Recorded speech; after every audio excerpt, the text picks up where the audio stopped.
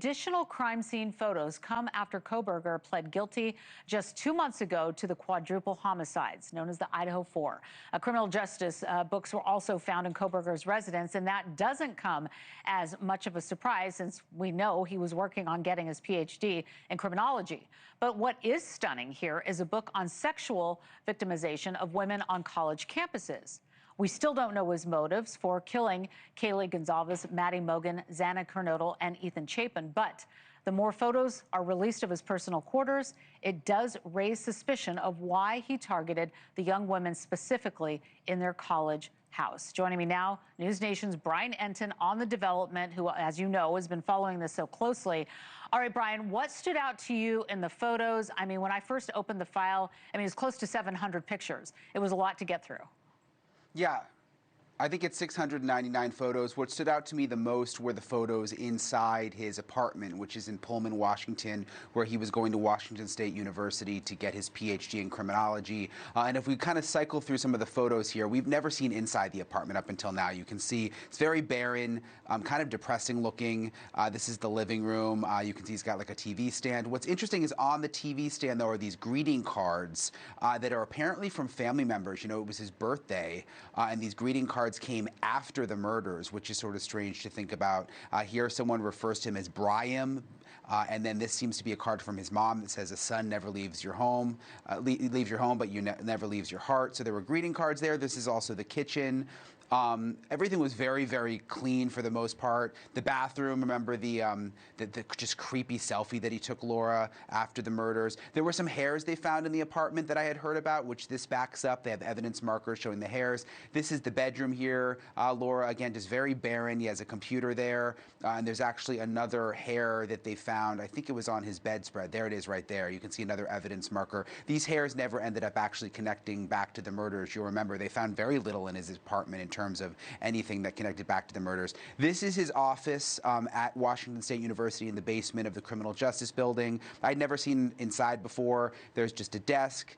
You showed photos of the whiteboard, and I was just thinking back, there were these police reports. Many of his colleagues that he worked with at WSU said that they were creeped out even going in his office because they found him to be so creepy. Remember, he made fellow students cry. And then there's the whiteboard again. There's something that they blacked out on the whiteboard, which kind of left me wondering what that was. But again, this is our first look into his home, and then also into his office there at the university. Laura?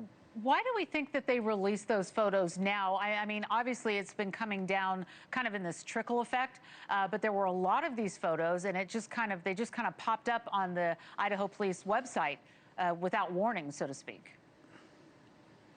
Yeah, that's kind of the way it's been working. It's been hard to track when things get released because they sort of just post them. They've created a public website. There's the greeting card again, by the way. A public website for Idaho State Police and also for the local police, Moscow Police. And I guess just as these things get approved, they post and release them. We've released pretty much everything.